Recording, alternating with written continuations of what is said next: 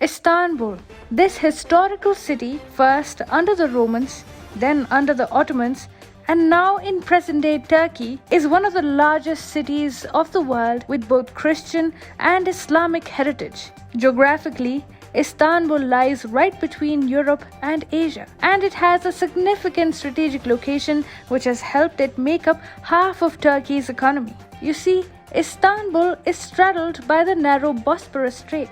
This strait connects the Black Sea with the Sea of Marmara. The Sea of Marmara then joins the Aegean Sea through the Strait of Dardanelles. This is how Turkey lies at the crossroads between the Black Sea and the Mediterranean. But now, Erdogan wants to exclusively take advantage of Istanbul's position, an alarming prospect for all adjoining nations, and Russia is not happy.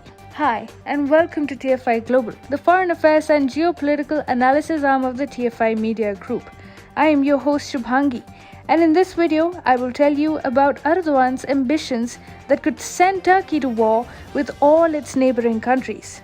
Let's begin.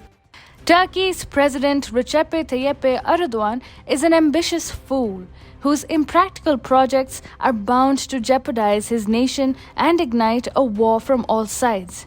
Erdogan now wants to revive a medieval-era project called the Istanbul Canal with the aim of controlling the Black Sea. However, the project is likely to antagonize all major powers and ignite military tensions on all sides. Erdogan's idea of the Istanbul Canal is really a mega project with strategic implications.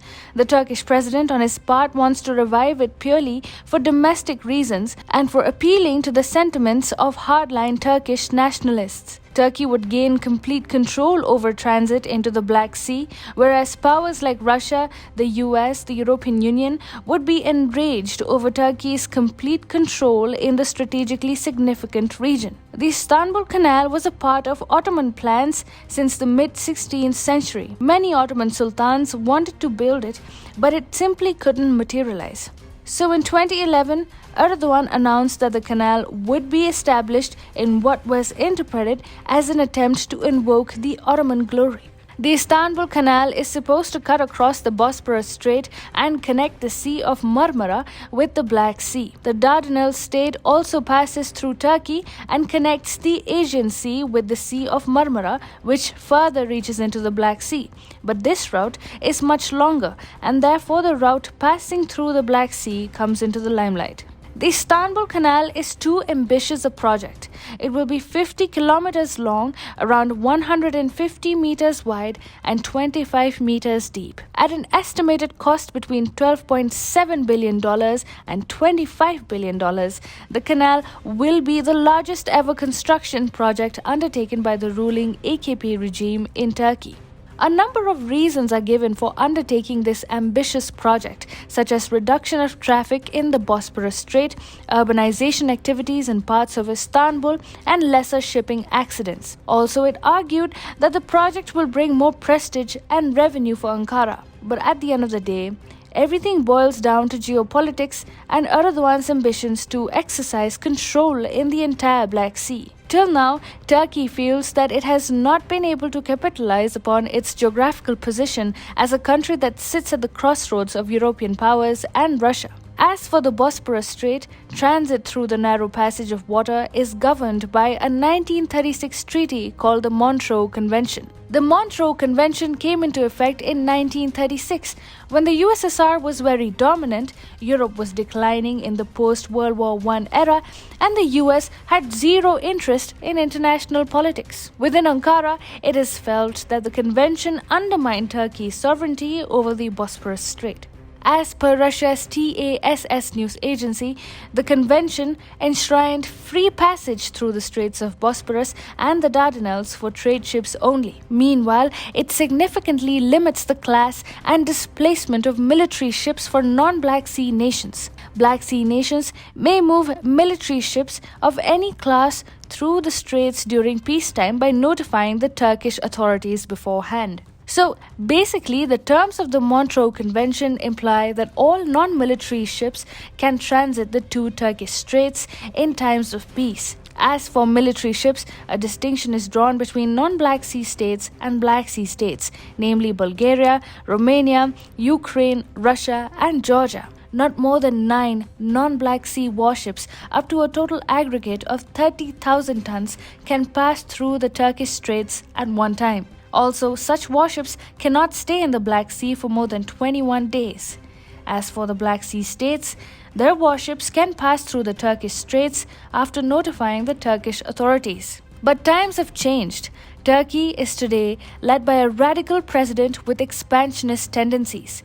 As a part of his hawkish foreign policy, Erdogan wants to exercise full control of the Bosporus Strait and keep all other powers at bay when it comes to accessing the Black Sea or exiting the Black Sea via the said strait. The construction of the Istanbul Canal is a means for Ankara to bypass the Montreux Convention itself. Make no mistake, the Montreux Convention supports Turkey.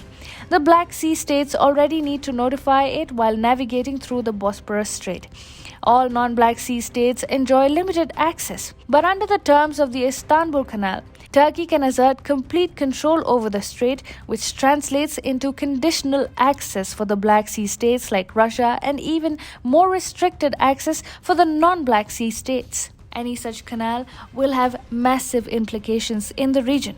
The Istanbul Canal will be a matter of national pride and carry a lot of strategic importance for Turkey. The Montreux Convention gives almost equal influence to both Russia and Turkey, which will not be the case with the planned Istanbul Canal. Ultimately, Turkey wants to be the power that benefits out of any conflict in the Black Sea region.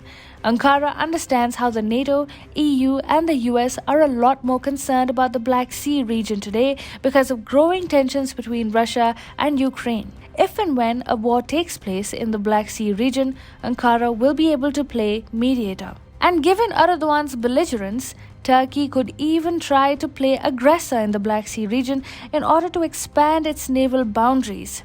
There are way too many possibilities that open up for Ankara. On the other hand, other major powers won't let Erdogan pursue his Ottoman glory ambitions without any opposition. First of all, Moscow will vehemently push back against any Turkish attempt to completely bypass the Montreux Convention and effectively undermine Russia's position in the Black Sea. The West also understands how growing Turkish influence would be a matter of concern. Right now, 9 non-Black Sea warships can transit the Bosporus Strait in times of peace, but Turkey wants to take away this right to access for Western powers. Ultimately, both Russia and the Western world will hit back against Turkey, and Erdogan is clearly exposing his nation to be attacked from both sides.